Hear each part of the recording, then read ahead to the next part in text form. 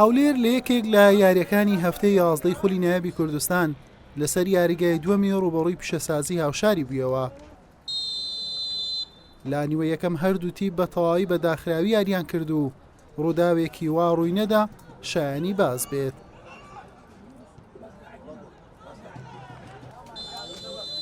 لا نیوەی دۆم یاریەکە تا ڕادەیە کرانەوەی بەخۆیەوە بینی و هەردوو تیپ هێرشیان دەست پێ کرد بۆ سەر گۆڵی یەکتر. پیشەسازی دوو دەرفەتی مەترسیداری بۆ هەڵکەوت بە گۆڵ بگات، تۆپەکان چوارچێوەی گۆڵی نەبڕی. پیشەسازی میوان لە هێرشەکانی ئامانزی گۆڵ بوو تا لە قەیرانی ئەنجامە خراپەکان دەربچێت. هەولێریش وەڵامی بۆی هەبوو، بەڵام وەڵامەکان وەک پێویست نەبوون. یاری تا کۆتایی بە هەمان ئەنجامی سەرەتا مایەوە و بە یەکسانیەکی نەرێنی کۆتایی هات.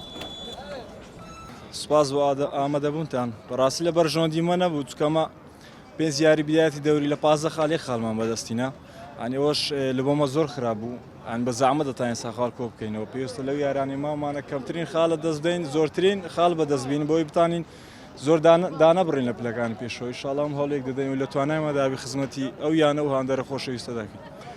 بەڕاستی یاریەکەی ئەمڕۆ بە ئەوکمی ئەوەی هەردوو لە تیپەکانی هەولێر بووین، یاریزانەکان یەکترمان دەناسی.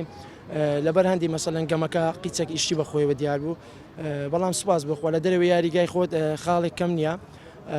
سەبارەت بە ئەنجامە خراپەکانی ئەو دوایەمان دەگەڕێتەوە بۆ ئەوەی کە یاریزانەکانمان گەنجن، لەوانەیە بە دۆڕانێک کەمێک تەسیری لێمان کرد، بەڵام پشتیوان بەخوای گەورە ئەو کێشانەمان حەل کردووە. ئینشاڵڵا لە یاریەکانی داهاتوو سەرکەوتو دەبین. بەم ئەنجامە هەولێر با 11 خاڵ لە پێگەکەی خۆی لە خانەی دێممایەوە، هەرچی پیشەسازیشە بە کاتی بە 16 خاڵ لە خانەی چوارەمی ڕیزبەندیە. حسێن محەممەد کەناڵی پێیام، هەولێر.